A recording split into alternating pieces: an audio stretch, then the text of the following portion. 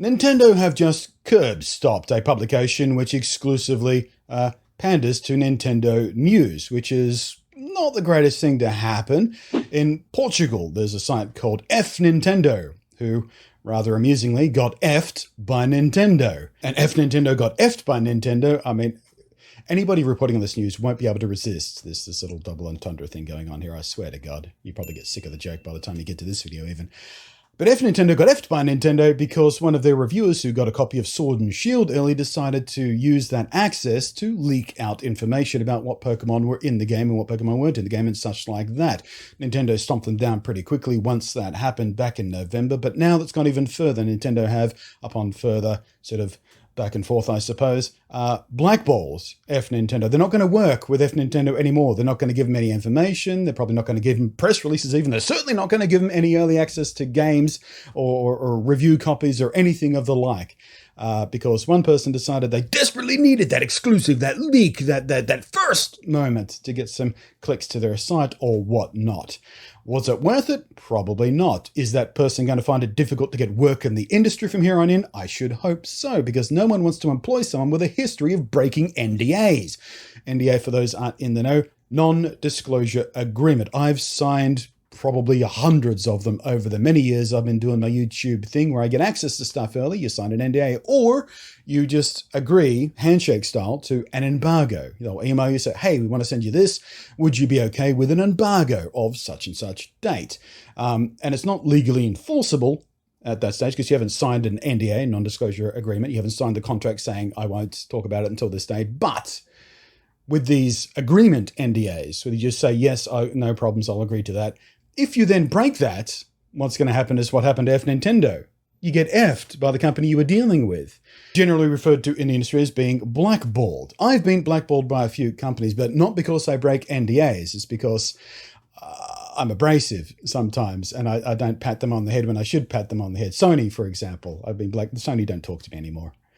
Because many years ago, they invited me out to an event, big media and press event thing where they had a bunch of stuff set up, and they invited me on false pretenses. I said, well, I'm actually really busy this day, but if it's something big that I can't miss, sure, I'll poke a hole in my schedule. And they said, yeah, actually, you're going to get to do this, you're going to get to do this, and we're showing off this for the first time ever. None of that happened. I don't know whether they changed their plans or whatnot, but they didn't tell me. So they invited me on false pretenses. So after the event, I went up to the PR, the head of the PR, and I said, hey, you told me I was going to get to do this. You misrepresented what was happening here. You've wasted my entire day, and I'm a bit pissy about that. And from then on in, 0 emails from Sony ever again. Whew. PR people are pissy and they hold grudges. So when I tell you that I have zero sympathy for someone who disregarded their NDA and or embargo agreement just to get a little bit of leaked information out there, you can believe me. I hope this guy never works in the industry again, because when someone like that breaks the trust of someone like Nintendo, for example, it makes it more difficult for everybody from there on in. If it keeps happening, break a trust here and a break a trust here and a break a trust here, sooner or later, everybody starts getting restricted access to stuff. We get more limited time windows before the fact, and it just makes life more difficult for everybody. One of the most frustrating things about sort of NDAs and leaks and stuff in general, when you are someone who obeys them, who abides by them out of sort of a mutual respect with whoever you're working through, happens a hell of a lot with graphics cards. It happens every single graphics card, every time. So you'll get NVIDIA or AMD or whatever sending you the new graphics card that they're about to launch or announce or release more details of or whatnot. So you have time to stick it in a machine and test it and prepare a review or commentary or gameplay comparisons or whatever your speciality is. But every single time, these things leak. The information about these leaks, performance graphs leak, and benchmark charts leak, sometimes weeks before the NDA is even up, sometimes even before reviewers have got their hands on them proper, because the windows for review of these things is often pretty small. It's usually about a week, especially in Australia, where getting the things onto the ground in Australia in the first place is sometimes a pain in the ass because of shipping and things like that. But just having that stuff happen when you're trying to play by the rules, and it's happened to me with games before as well. When you're trying to play by the rules, you're trying to do the right thing, and someone else out there, a bad actor, as they like to be called, just ignores all that, or leaks it, or accesses information some other way because they're not bound by an NDA or a non-disclosure or something. It's sort of, it's kind of annoying, and the incentive to play nice by those rules becomes less and less and less, because if your review or if your information or if your content comes out a week, 2 weeks after all this stuff has already been leaked, there's less value there for you in the first place. So why bother signing the NDA in the first place? You might sometimes be better off not agreeing to the NDA, not having access to the hardware or the game or the software early, and just reporting on those leaks instead. That is sometimes more beneficial. And I've made that decision a few times personally. On this channel, I've said, actually, I'm not going to give you a specific example because, again, PR people are vindictive. And if I give you a specific example, I might be throwing myself under the bus. But suffice to say, I was offered a thing.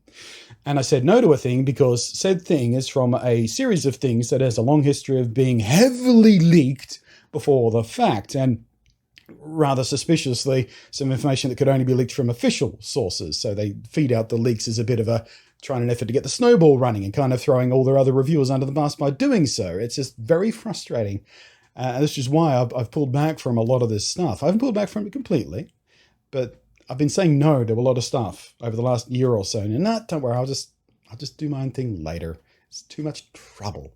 But as far as Nintendo's response, rolling back to the Pokemon thing, let me read you their official statement they released on it. In reference to F Nintendo and the reviewer. Both he and F Nintendo failed to handle confidential material, resulting in a clear breach of the confidentiality agreement between Nintendo and the media outlet. As a result, Nintendo will no longer work with F Nintendo. Nintendo will always protect its intellectual property and brands. Leaks hurt not only just Nintendo, but thousands of employees who work hard to bring games to market, and the millions of fans around the world who look forward to news and surprises. Surprise and delight players through new experiences. Shared passion for Nintendo and the Pokemon Company will pursue all avenues to preserve surprises for players. It's not about preserving the surprise for the players. We get surprised either way. If a leak comes out, we go, oh my gosh, a leak! How exciting! What's it all about? We get that feeling either way. What companies like is controlling the messaging and specific timing. If you look at, actually, Pokemon Sword and Shield was a outlier to this, but almost every Pokemon game that's ever been leaked after the first ones had a very sequential series of information. First, they would talk about the titles, and then perhaps the legendaries get silhouetted, and then you get the starters, and then a few weeks after that, the starter evolutions are leaked, and between that, sort of the map is generally leaked, or the name of the sort of area, and then you'll get it's some gameplay. It's very sort of orderly. Sword and Shield didn't quite do it that way. But the point is, brands like to control their messaging, the timing of their messaging. It's all tied into their marketing, and you get sort of reviews out at the same time as this piece of marketing or this piece of promotional material or this trailer, or, they like to control that because they like to think that in that control, they get to boost sales somehow. If they ramp up the enthusiasm, if they control the hype train, sort of going up and down that hill just perfectly enough, they will sort of maximize their sales or their pre-orders, as it were. How much truth there is to that? So how do you feel about this? Put yourself on all sides of the fences. As the leaker, have you just torpedoed your entire career? As someone else who obeys by NDAs, were you frustrated by this? Or as most of you out there, the end customer, how do you feel about leaks? How do you feel about how leakers should be punished if they are in fact leakers who have agreed to a non-disclosure or agreed to confidentiality in one way or the other? It's, I don't know, I feel like it's fairly cut and dried from my side of the fence, but I have been on this side of the fence for, 15 years now.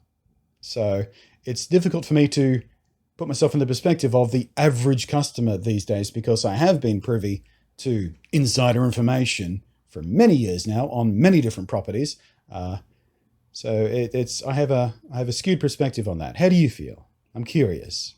Do you feel leakers should be punished, or entire publications should be canned just because of the actions of one of their reviewers? Should that reviewer be punished? Should that reviewer be fired? Should that reviewer be hired by anybody else ever in the industry? Thanks for watching. I am Blunty, and we'll catch you next times. Next times? Sorry, I was distracted, hoping that the noise of the garbage truck outside wouldn't come across my audio. My brain just went two different directions all at once.